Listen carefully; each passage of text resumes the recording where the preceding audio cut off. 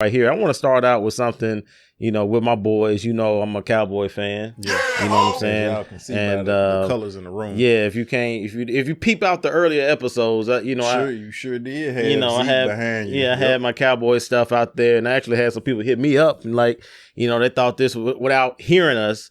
They thought it was a Cowboy show or something because they saw the stuff in the back. I'm like, okay. Yeah, no, this is just live from the man cave. It was live from, I have a Cowboys man cave. Exactly. You know what I'm saying? I have a mat when you come into the door says Cowboys man cave. So it's a whole thing. So, but Amari Cooper is, they're saying that we're probably going to release him, I guess before the league season starts. And, to a lot of people, I think they were surprised. For me, I'm not really surprised because he's owed $20 million. He's a great, wide receiver when he kind of steps up, but just what we're trying to do as an organization, I'm not sure if $20 million is going to work. Think he's worth the $20 million? No, I don't think he has been. You know what I mean? So, and we have to make a decision. We had to make a decision between really kind of him, because we're restructuring Michael Gallup's contract. Right.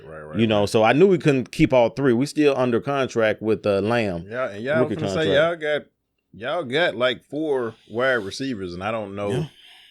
I would say my only thing is Amari, out of the 4 that y'all got, he can be productive elsewhere. I agree.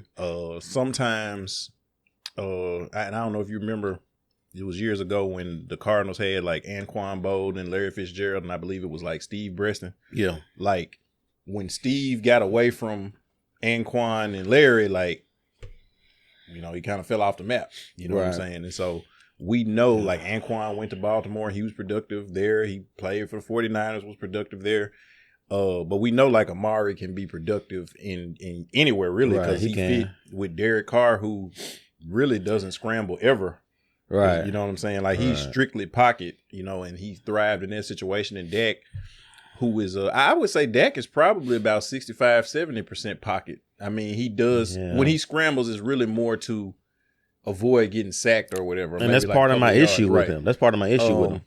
Because I think Dak needs to be more like Aaron Rodgers, Aaron Rodgers-ish. You know what I mean? Because, you're mobile. He sits back in the pocket and just stands there when he can, be on the move and not give it away, just like he gonna stand back there. You know what I'm saying? And so that's why I think, because our O-line is not what it used to be. Right. So you can't just sit back there like you're a statue now anymore. You know what I mean? But like I said, to me, I don't know. I'm kind of forward and maybe I'm kind of in the middle because because I want Amari, but then $20 million for what he showed me in the playoffs last year, and really like. I can't, and to me, he's not even our number one option right now. Lamb is kind of the number one guy. I was gonna say, I think because like Wilson kind of came out of nowhere.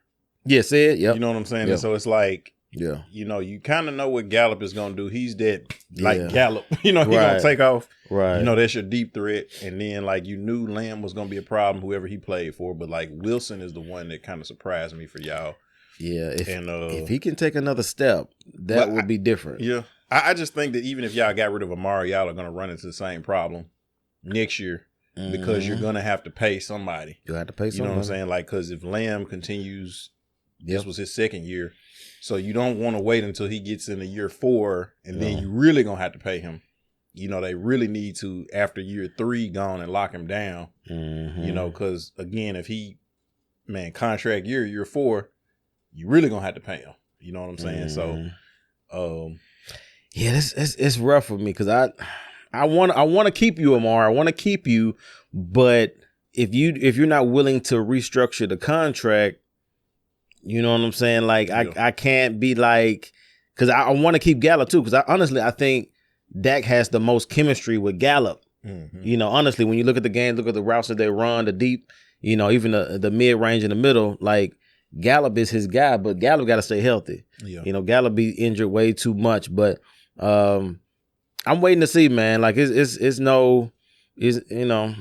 really no surprise to me. But I think we could use that money elsewhere. We need a safety. I think they need to raise the salary cap. Yeah. I'm gonna tell you why. Because Dallas is a big market, right? Yep.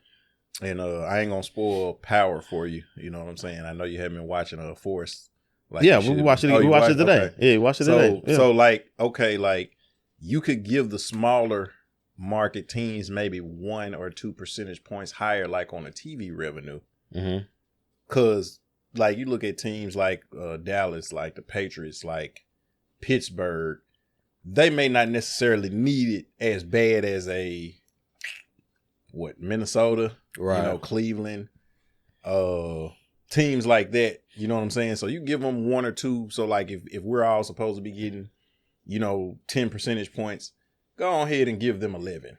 Right. You see what I'm saying? Well, right. Now that gives them incentives because Cleveland can't compete with Dallas as far as the salary cap because we know Jerry got that. Right. He got that money. He got that but bag. If they get those percentage points add up.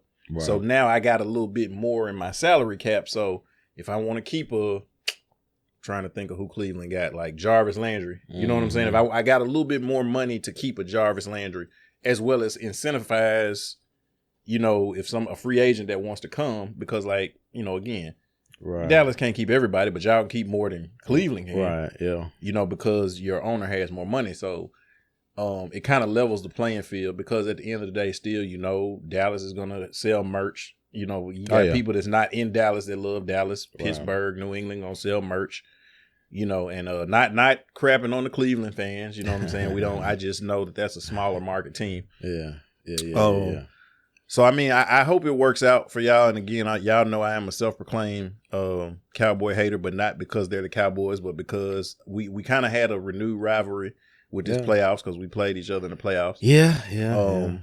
But not just because, they Dallas. I hate them because they're Dallas. No, I don't hate them because they're Dallas. That's stupid to hate somebody just because. You have to have a reason. Because Dallas is an awesome city. I've been to Dallas. I don't have no hate for the city of Dallas. Awesome city. I don't have no hatred for the city Every of Dallas. time I'm there, I love it. But Amari, he'll get released. But I'm thinking, this is just me. Like I follow him on Instagram and stuff. Mm-hmm. And I've heard different comments he's made over the years. Like Amari loves Dallas. Yeah, like he's embedded those are there. The kind of people that you want to keep in your team. You want people who want to be there. And he got his whole family in there. I think he'd be front row of the Mavericks games and stuff. Right.